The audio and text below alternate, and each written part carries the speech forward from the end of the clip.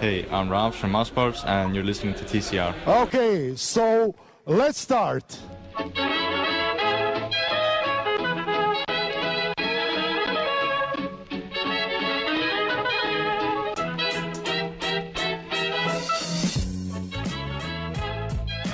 Hello, and welcome to another edition of The Center Ring, aka TCR, aka your favorite esports podcast.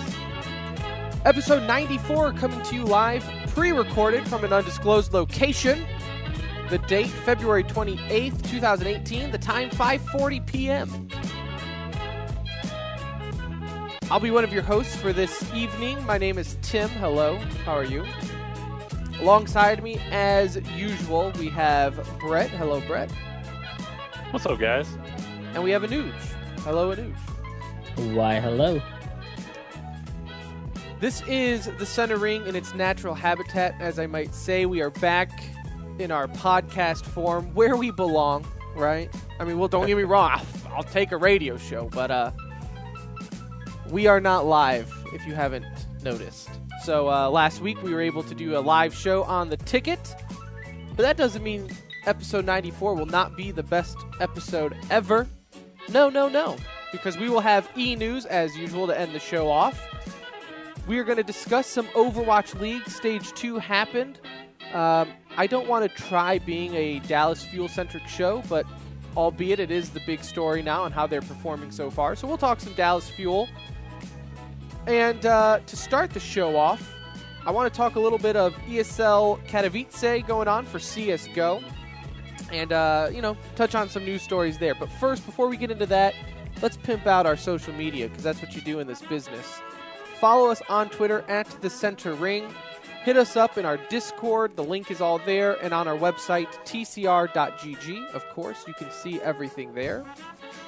And if you are a listener who's coming over from, maybe last week when you heard us on the radio, or we interviewed Mike, the owner of Dallas Fuel and Team Envious last week. So that, brought in a lot of new listeners, or at least hopefully it did. Hopefully you enjoyed it and you want to stick around. Just to kind of give a reminder, right? We are the Center Ring. We do a weekly podcast on esports, everything esports there. So, again, follow us on Twitter at the Center Ring for anything that, updates or anything like that. So let's get into ESL 1 Katowice for Counter-Strike, shall we, gentlemen? Let's do it. There we go. That was good teamwork right there. I like that. Wow, Yeah, synergy, man. We're starting the show off on point. So It's like we're finishing each other's Sentences. Oh, there my we go. God. So I said ESL 1. It's not an ESL 1 event. It's an IEM. It's IEM Yeah. Event I was here. going to correct you. I didn't want to be that guy. No. Hey, correct me. If I'm wrong, correct me. The worst you could do is you get suspended from the show. But I can't afford that pay cut. I'll take away a we paycheck. can't take Don't make me do it. I got a mouth to feed. So this is an IEM event, meaning it is one of the ones where if you win, you get a little check on the board for the big, like, $1 million or something, right? Remember when that was announced a couple months ago and everyone was so hyped for it? How quickly we just stopped caring about that. Does anyone even... Yeah. Do you remember the rules? It was like first to win 10, right? No, I thought it was just like 4 or something like that, right? Or 4. First to win some sort of number, and you got a lot of money for it. Well, they don't put any... I mean, I haven't seen any like pub on it or anything. It's not No, like they've been pimping it out, right? maybe they so don't they're have not the really money. keeping track. Like I maybe think they forgot the score. maybe it has something to do with I don't care about another person winning $1 million, like for winning so many games. Maybe I don't it's ESL doesn't have the money, so they're hoping we all just forget about it. we all Let's forget be about real. it. There's just so much that goes on within Counter-Strike from week to week to different tournaments, from Star Ladder to Blast Pro to this and to that. I mean, there's just so much to keep up with that I don't even understand when I'm sometimes watching like an Intel-based event. I mean, yeah, but you kind of forget from week to week just because it just becomes a little blurry with the amount of Counter-Strike that's played. Yeah, you watch Counter-Strike and you're like, what event is this? Let me just look at the subject. Oh, okay. There we go. And I remember now. Then you'll decide if you care about it or not, and if it really matters to how you feel like, on the team really with standings. CS, unlike Overwatch, like I just look for the good matchups in there. Where Overwatch, we all know we're kind of Dallas fans, like that's our team, and we're gonna root for them. So, but with like Counter Strike, I'm just looking for good matchups most of the time. It's not even much of a favorite team anymore. It's just what teams are hot, what teams are playing well. Let me find a good matchup. Let me watch it. I don't care if it's in the upper bracket, lower bracket, third place match. Like I just want to see the good teams play. So I do want to talk then some about the matchups or just some of the teams that have already left, right? We're in the middle of this tournament. So playoffs start this weekend. So, I mean, we're kind of in a weird spot where we can't really break down a few or everything about the tournament so far. But I do want to bring up that this is, we see Avangar here, right? They were kind of the favorites at the major, right, where they ended up getting a little too far than what everyone thought they were going to be. So now they're all invited to these events, and or they're at least qualifying for the events. Qualifying, yeah. I'll give them the credit. Yep, they weren't invited to this one. They qualified and quickly got destroyed. They lost all their games. At least they still have PUBG. They won that event, so there you go. There you go. Yeah, but is it any worse than VP's exit? It's kind of the same thing. Like we can bang on Avangar and say whatever, but they weren't expected to do much, and now VP keeps getting invites to these events, right? So it's not even like they're having to qualify. And I mean, isn't it kind of time that they stop getting some of these free passes to come to these sorts of events? You wonder when that time is going to come, though. Right? Like, even with Michu now, it's like I saw something on Reddit where, like, their pistol rounds is atrocious ever since they got him. Now, I'm not blaming him by any means. Don't get me wrong, and they're still young with that roster. I mean, isn't this one of the first? No, Star Ladder. Now. They had Star Ladder last week, so we'll touch on that in E-News. But this is like the second or third tournament already with Michu in their lineup, and it's not looking good. And with Counter-Strike being the world it is, where your leash is so short, right? You wonder what will be the next guy to fall on that roster. But I agree with you, Anuj. I think it's time that we stop inviting Virtus Pro. You just can't get that free pass every time. I get it here and there, like maybe if it's a tournament in their hometown, but other than that, I don't see any reason that they deserve that invite spot. They did at one point, so it's just... Papa just brings all the organizers together. Like, I mean, they just want him. Like, he's, I don't know. Do you think? Well, look at him. He was minus 22 with a 0.57 rating, doing under 50 ADR in the best of 3 match versus Heroic. He was by far the worst player out there, and so so are they only getting? They're clearly only getting invited for like the respect of the name, right? Yeah. Like these organizers aren't what inviting players them. are left? Yeah, like you're not inviting Virtus Pro to these teams because you think that they're just on, a down spell and any time they'll turn it around. I mean, they are getting on, mythic level of bad, I think. Oh man, shots fired at Mythic. Well, I mean, Yeah. you wouldn't say Okay, how about they're on mythic level good?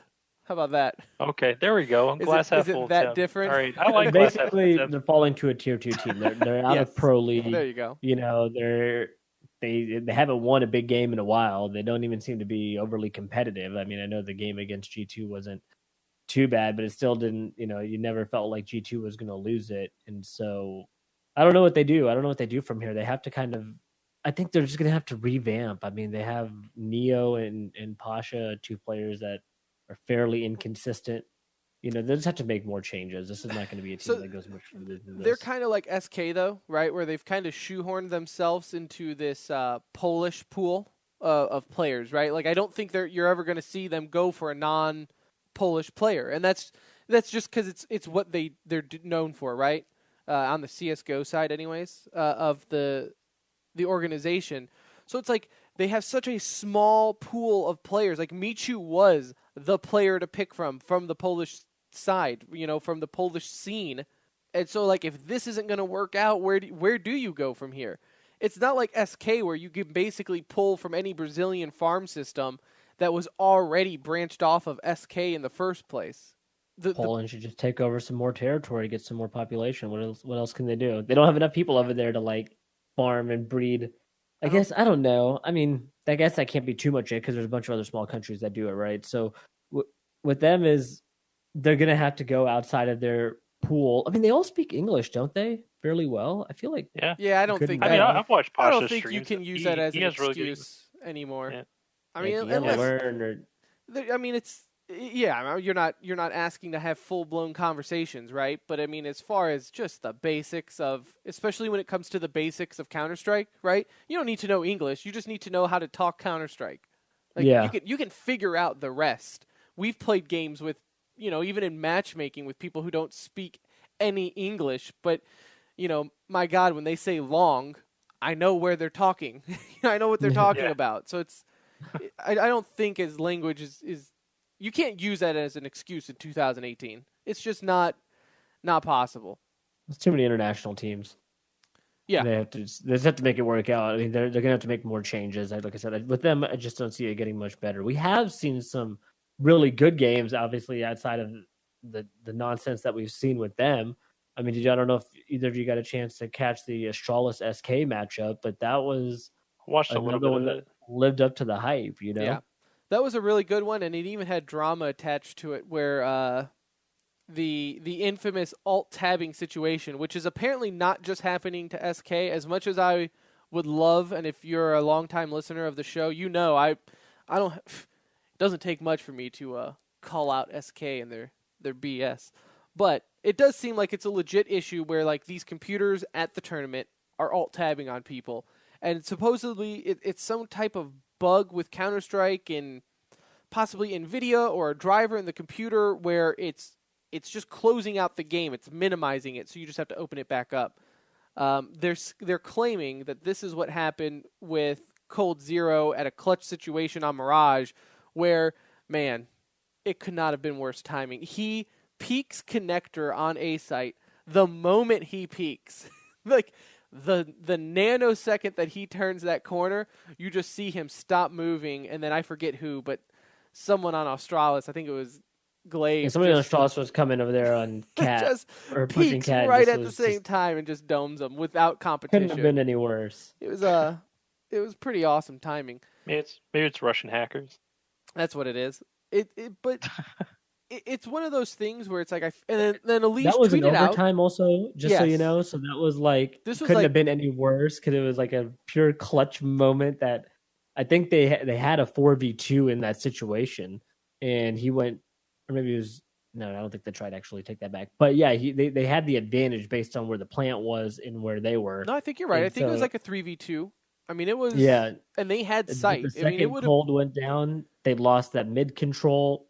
Glaive or whoever it was able to push up, and they just cleaned up and took the round. But that was an incredible game. And really crappy moment. Elise tweeted out saying that it happened to him too, just not at a, not a bad timing like that. Yeah, it's unfortunate. Like, there's no honor system or anything like that. Like, I mean, how would you know though? I mean, literally, if you watch the video, it was instant. Like the second, it's not like.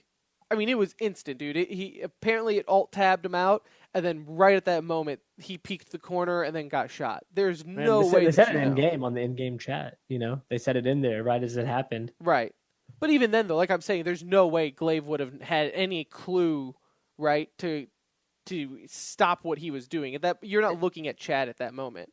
And what we don't want to do here is we don't want to take away from Astralis because Astralis played fantastic. It was not that one game that made it. Yeah, they won the previous match 16-12. Device looked like an all-star in that game. It just, looked good. He had 21 kills. He was a solid player for them. And then that kind of carried over into Mirage. Obviously, take out, aside from that play, there was like a dominant first half by Astralis. I think, what was it? They were up 12-3 and lost it on the CT side, or their T side. So they played really well. They had a moment of lapse there, obviously, but they were able to do it in 2 consecutive games and keep up with SK. So it was good to see them back a little bit, right? I feel like they've been on the struggle bus, Device especially. So it's good to see them, back in the mix and playing well. So now you have Astralis playing Team Liquid tomorrow. Team Liquid got there by beating Gambit 16-10, and then they ended up defeating Cloud9 2-0, which really was not even, in my opinion, a close 2-0 game. I I don't know. I don't even know what I should talk about first. Should we talk about how Team Liquid is actually looking really good now that they have their full-time roster in play, or should I talk about how Cloud9 has just been awful since winning the major? We could start with Cloud9 because that'll be relatively quick, right? Like with them, it's just they needed to win Inferno in that match because they started off so well. And I mean, put a pooper out there on the T side. I think they won one round on the T side, and it was just morale was done. I mean, this hangover seems to be lingering longer than people would hope. I think we all knew there would be some sort of hangover, right? I mean, after that emotional win in the major, there was going to be some hangover. But now you're losing like in big tournaments. You haven't looked good. You didn't look good in Summit. Haven't really looked good. It didn't really look good at Star Series, and now again here they're playing what? SK for an elimination game at this point. Mm-hmm. And that major was only a month ago, though. Yeah.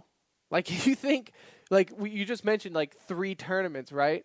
That major was only a month ago. So you want to talk about how little downtime they have between they won the major, and it was seriously, like, 2 days later on a plane back to California, and not to go home and hang out. It was to go do another tournament.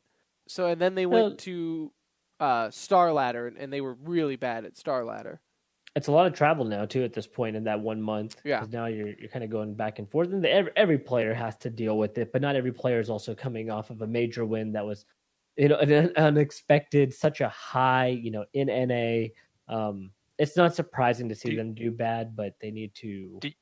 Do you think it's more like just a sigh of relief, and they can just like they're playing on house money, and it's like I think it's still at that point, do you think they want to be the best? No, I don't want to use the major or like a hangover or anything like that as an excuse.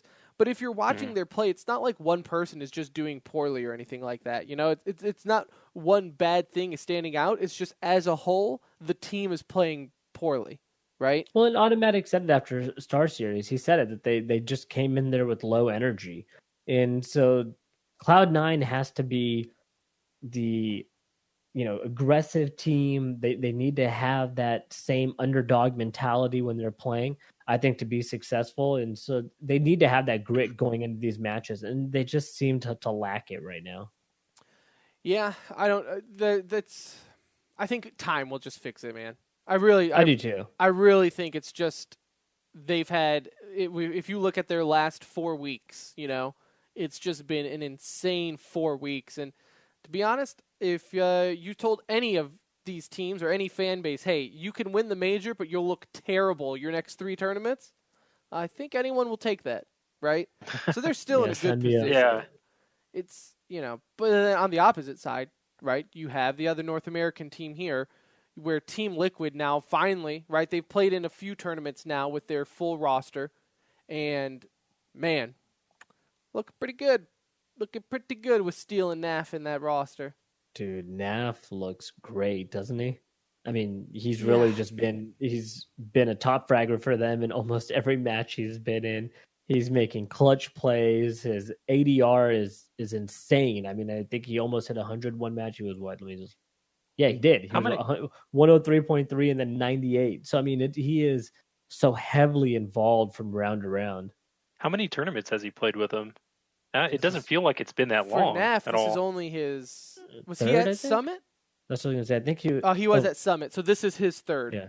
Yeah. So but Naf was just able to transition over. I mean, from that move from Net Renegades and just fitting into this lineup and fitting in 2 new players, right? With Steel also and Nitro taking on a new role completely. So it's almost like 3 new players in the lineup for them because JDM's just been on the op forever. So to see them look this good this early, that's scary, man. Like, and maybe that's working out in their favor, right? The fact that it is almost 3 new roles, if you want to look at it that way. The fact that they're not trying to just fit one piece into the puzzle, right? It's, hey, it's really the majority of the team is working on something new. So let's take this moment and completely revamp the way we're playing, right? Nuge, you might know it. I mean, did Steel pick up the IGL?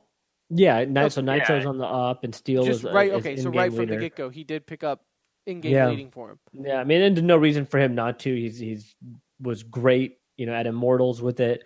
Led that team to heights that they never thought they would achieve. Coming in second place at the major, losing to Gambit. So for him, he's comes in with big game experience. The dude's basically been to a Super Bowl at this point. And the two players that have been kept in their roles and tweaked a little bit here and there is Elysian Twist, two of your star players. So they found a really good mix here, and they're going to be exciting for some time. And I'm glad to see that, because now we have two NA teams that have top 5 talent. Yeah, that could compete in a major legitimately and not be bounced out in, like a group stage or what have you. Yeah. Oh, you guys talk about Liquid and the Detroit Renegades? Yeah, right. Those The Detroit Renegades the two teams talking about that? of Australia. No, so Cloud9 actually bounced Renegades today. So let's go on to Group B, though, because you had some, Group A is a little juicier for me, in my opinion. I think you have the better matchups in Group A, but Group B still has something to offer. You got FaZe and North there. North is now playing the losers against Heroic. And then this is your guys' baby boy. You have Ninjas playing G2 for an elimination game. I don't feel confident about that at all, to be honest. Nip didn't look great against North. Now, one thing I'll give Nip is I'm excited about the Dennis pickup. I think Dennis is a very good player. I think he can fit into that lineup well. I think he can fit into any lineup, pretty well. And so maybe giving them a little bit of time will help. It's, again, they got 2 young guys and 3 vets on that team. So they have a good mix, and we'll have to just see what they do. They didn't look good in the first matchup. Like the way of the world now. Like 3 vets, 2, up-and-comers. I mean, that's what happens well for other teams. I was going to say, that's just the build-up, though, right? I think people have, or at least where we're at now in the CS scene is that when you are making roster moves, it's so rapid, right? So it's like you pick up one guy, and then if it's still not working out, well, then you'll drop another kind of veteran player to pick up another one, right? You see that, Cloud9 did that when they dropped Shroud and nothing, right?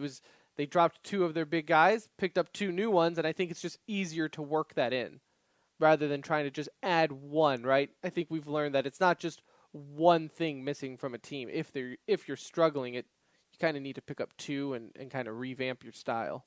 So when was the last time we've seen Get Right be Get Right? I think there was like one tournament in there, but you have those tournaments for Forrest where he's been showing up, but yeah, I'm with you. Like I can't really remember the last tournament where he was like the guy. It has been a long time. I feel like it's been a long time for him, and he's also, I think, just on his last lifeline at this point. And I think if they were to make a move with Get Right, they would probably move Forrest also. I just feel like they'll need a new dynamic at some point. But yeah, I remember they won first at IM Oakland back in November, but I can't really remember the individual performances. And if Get Right, when they beat FaZe in there, I can't remember how their individual performance worked out, but that's even insane, thinking it was just back in, mid-November when they beat FaZe, and, that was the upswing, and it all was looking good, and then just how quickly things change. He's been under a 1.0 rating in most of his games. Okay. Looking at his match history right now, dating back to really middle of last year, it's not a lot of green on here. It's, it's primarily, I would say 90%, well, not 90, but let's say even 70% under 1.0 KD, and his overall rating is under 1.0 in most of the games. So it's really been a long time for him. So we'll just, again, you're really just going to have to wait and see, because with this tournament, this is the first one with Dennis, right? Yeah. Well, they weren't in Star Ladder, were they? I don't believe so. So, this is their first tournament with them. So I think you give every team a pass, right? When you're playing your first tournament with the new roster, it's kind of like, all right, you're figuring it out, and then we'll getting warmed up. Yeah. You kind of get, my system is you kind of get like a 4-tournament system, right? After 4 tournaments with that roster, then you can kind of start really judging it. But before then, you kind of always have that asterisk there saying, okay, it's a new roster. Counter-Strike is better when Nip is good. So hopefully, hopefully it feels like it's been so long since that's been the case. Really, I would say MLG Columbus 2 years ago was probably the last time that you really looked at NIP as a. Well, I think they won Oakland Right. last year, right? So like Well, they they've won won IM Oakland. Yeah, but I mean, Cloud9 Still when, nothing. yeah, I was gonna say Cloud9 used Right. to always win the iBuy Power Invitational too. Yeah, but right. we In didn't the look at that. Counter-Strike, in terms of Counter-Strike dog years, this is like a Cowboys drought. Like this is starting to get a really little is. ridiculous here. All right, Anoush, we'll turn it around. I'll wear my nip jersey under my clothes tomorrow. Like I'll just wear it under my work clothes tomorrow. It'll probably make you look like you're like 20 pounds lighter. It'll be like, Yeah, I know, "Shit, right? Thanks, dude." It's like a garter or You've been working out, corset Brett? on a woman. It's like, Yeah, damn, right? yeah, Got a man. six-pack. I want to I like it. transition. There's really no good segue from imagining Brett with a skin tight nip jersey on. So I just want to Oh, segue into some Overwatch League talk because sexy. Stage 2 happened. Obviously, last week we had Mike Rufail, or Hastro, the owner of Dallas Fuel, on. We talked a lot about Dallas's recent roster moves, right? Picking up Rascal, AKM. AKM. That was the big one. I mean, you'd think Rascal, would be the big one, but AKM's been the talk of the league. Yeah, I mean, in retrospect, I think Rascal was the big one going into Stage 2. But after their performance last week, I mean, you clearly saw AKM was not saying Rascal wasn't a difference maker, right? Dallas went. No, they're no, on a definitely 4-game is. winning streak, and everyone is doing their part right now. But AKM, man, he makes a difference when he's in there. Yeah, I mean, if you take away Hollywood on the first game they played against Shanghai, the dude has been the best, one of the best players in the league. I mean, he's only been playing for 2 games, for the Fuel, but you can just see it. He's getting the frags that they needed, to kind of, open up and on attack and capture sites, and he's keeping the healers up by getting the kills. I mean, right now, as it stands, it's like it's AKM, and then you pair him with whatever.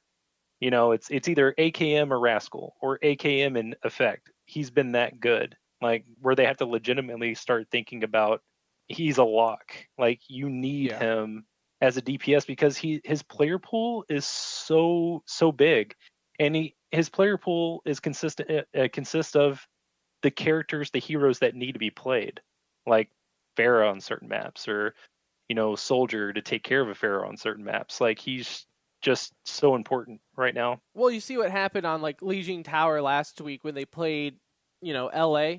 It was the one game they didn't have him in, and they lost mainly, in my opinion, again, and it's something Dallas struggled with last week, is they can't handle the Pharah, or at least when AKM was out on Legion Tower, dude. You're right.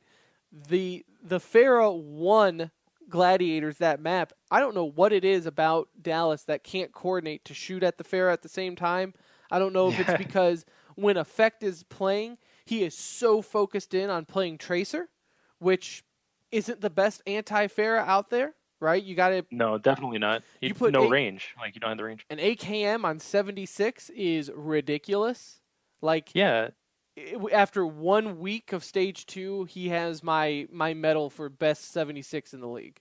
Oh, most definitely. I mean, he's a smart 76 too. Like, you would see these signs in Stage 1 where Dallas, they would get a kill. They would get 2 kills, 3 kills, but they die easy. They'll get those 2 picks, but then they'll die. They'll get traded out.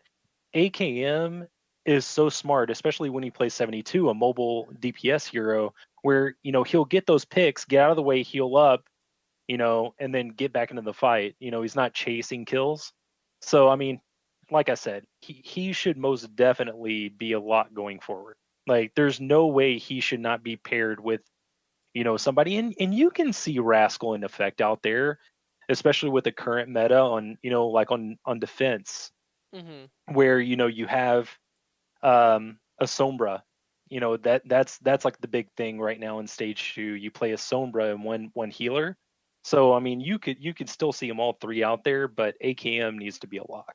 Like they don't need to take him.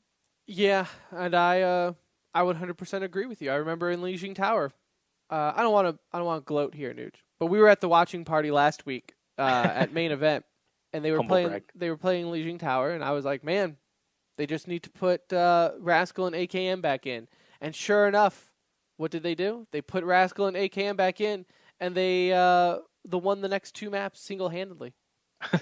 Based off of Tim's recommendation. I'm based off what I think it was. So Mike was there. I think he heard me. He probably overheard me say it. Mhm. And he was like, Right. wow, okay, well, I mean, this kid knows what he's doing. He just did a show with me, so let me make a the phone call. Yeah. Just, Make the call. I just- You see him like tap Yeah. the Right. wrist. like he has Kai's number on speed Yeah. dial. All right, boom. What did y'all think of Would've been- XQC's return? It was awesome. Like Yeah.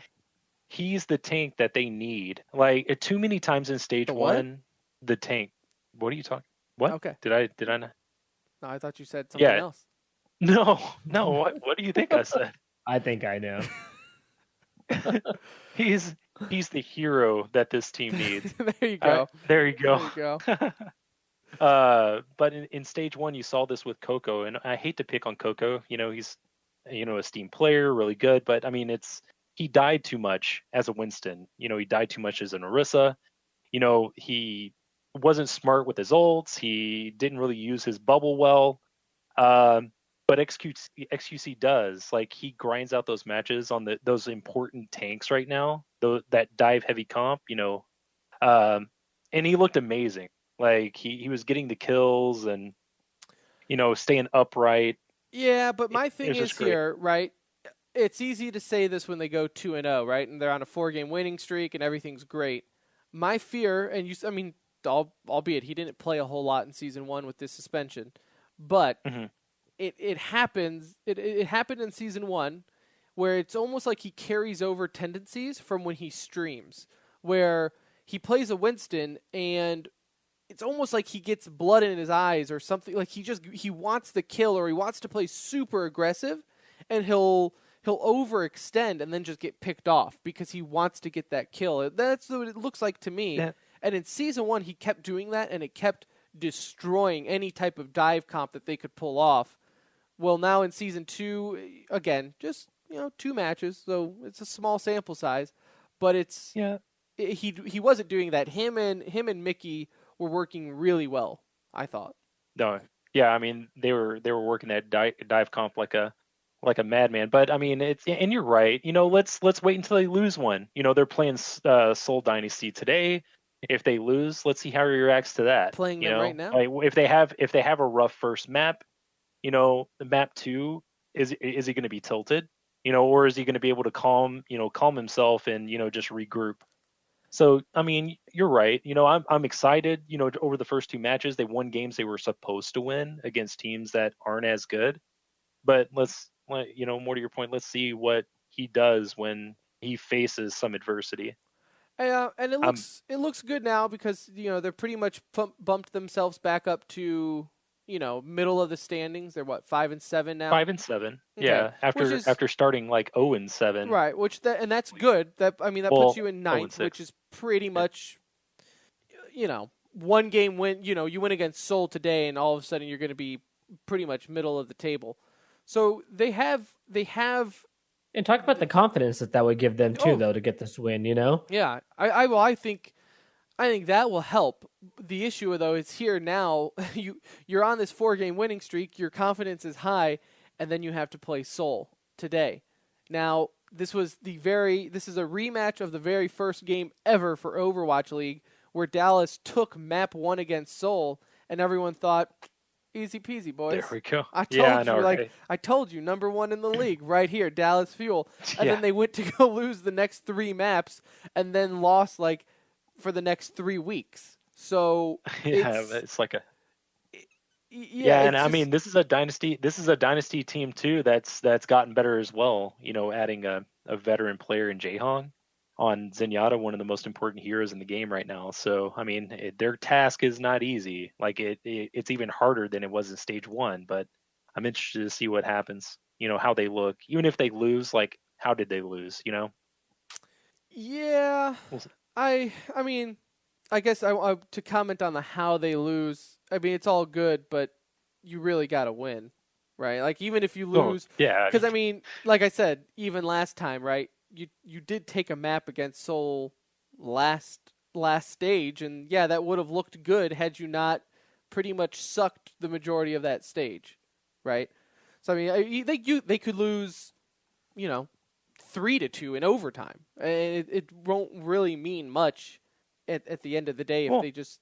I mean, yeah, from a statistics standing standpoint, but I mean from a confidence standpoint, I mean Dynasty, they're still one of the best teams in the league, and if you take them to a fifth map, that's something you can build off of. I mean, it's early in the stage. Well, kind of to Brett's point, even if they do lose this game, it's all going to be about how they bounce back. Last time they lost, like Gil said, last time they lost to them, it didn't go so well, and part of that 4 could have games been later. well, part of that could have been is, hey, it was the first game. You're like 500,000 viewers. You're all feeling good going into the league. Everybody's undefeated. You've been touted as a top 3 team, since the moment you formed this lineup.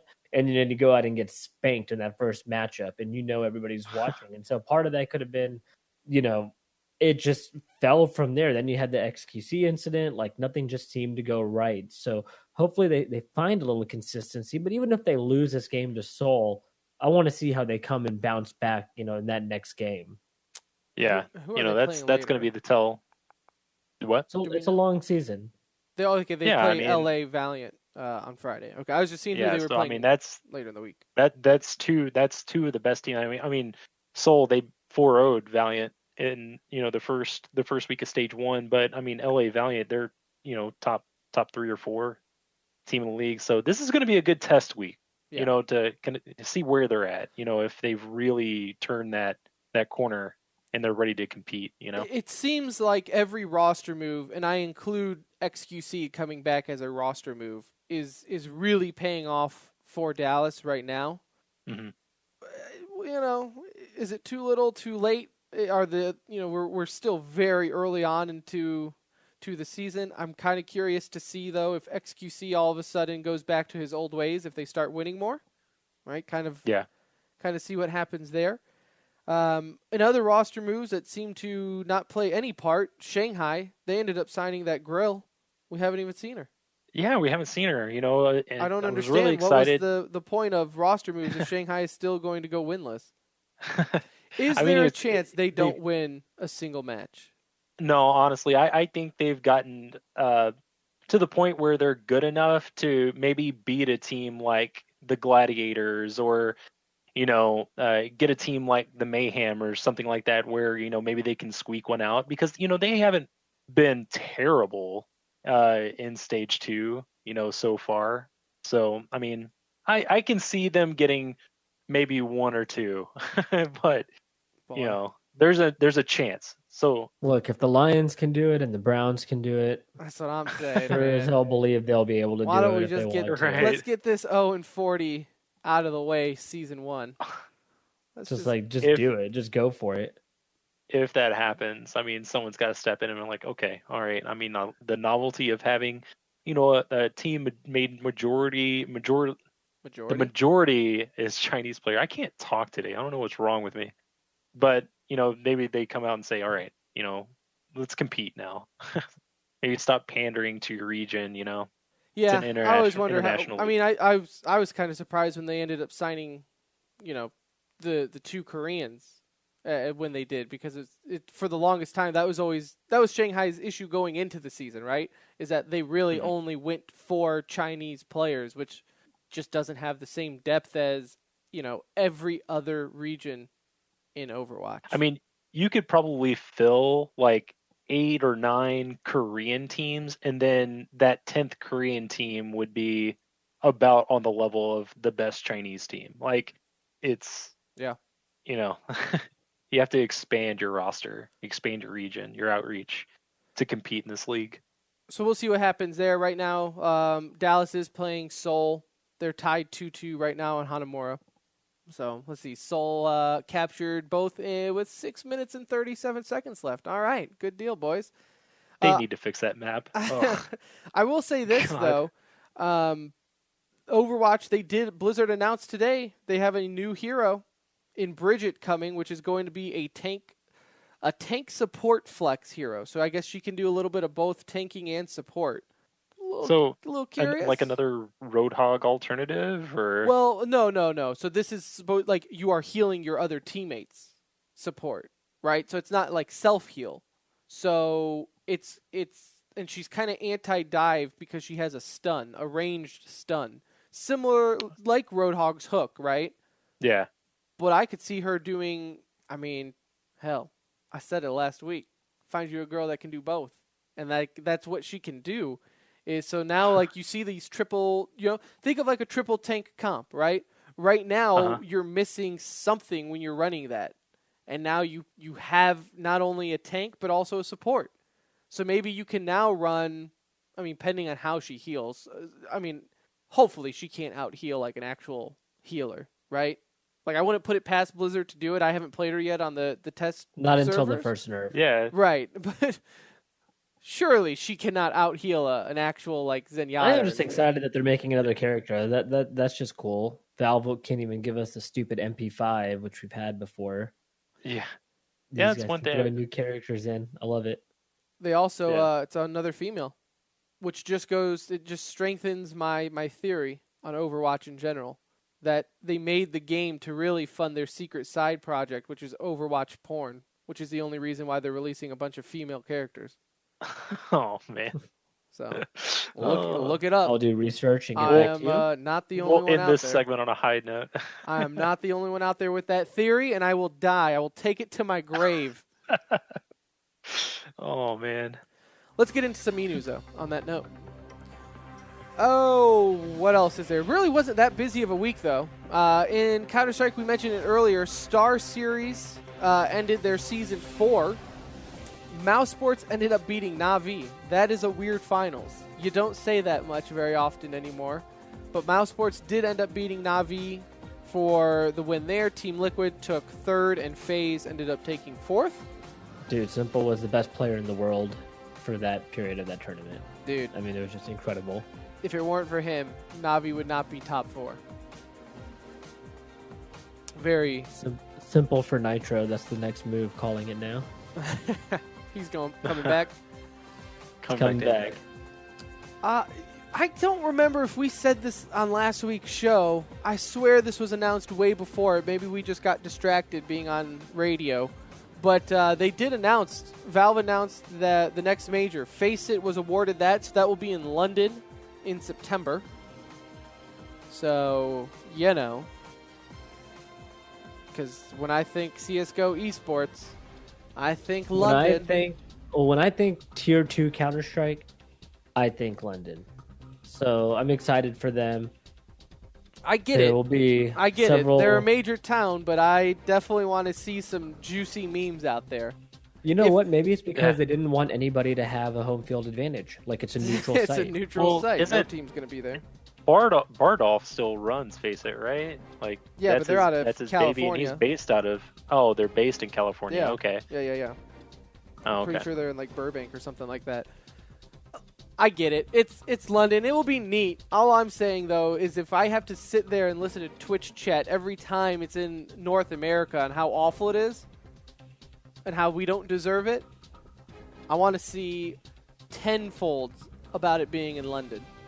I am excited, though, for it to go to London. I think hopefully it can help grow the scene maybe even a little bit over there. Who knows what it does, but I think it's a good location for a big event. And TCR is officially accepting any sponsors who would like to pay for our trip. In Dota, they had actually their Katowice event last week where Virtus Pro ended up beating VC Gaming 3-1, and Liquid ended up beating Fnatic 2-1 to take third in that event. So there you have it. Brett, as our official PUBG correspondent, you sound really excited to tell us this in our pre-show meeting. It's not so much excited, So just why don't frustrated. you update us on PUBG? Oh, it was a terrible event. So that's going to do it Yeah, for that's this it. center ring. That's all you need to know. It's bad. Terrible. It's just, Dead game. you remember those segments we did where we discussed PUBG maybe being an official esport? Maybe not. maybe not. Maybe not. Maybe No. not. Slam the door. That will do it, though, for episode 94 of The Center Ring. I do appreciate everyone who listened. If you listened to the whole show, appreciate you even more. If you skipped around, I love you all the same.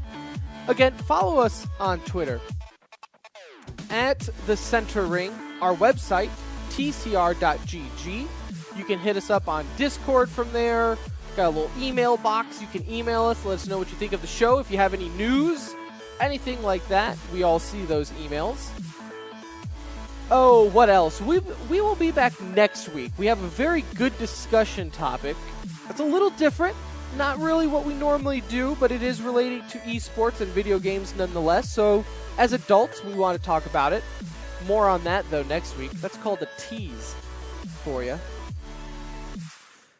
And yeah, that's it. Again, follow us up on Twitter at The Center Ring. For Brett, for Nuge, I am Tim. We'll see you next time.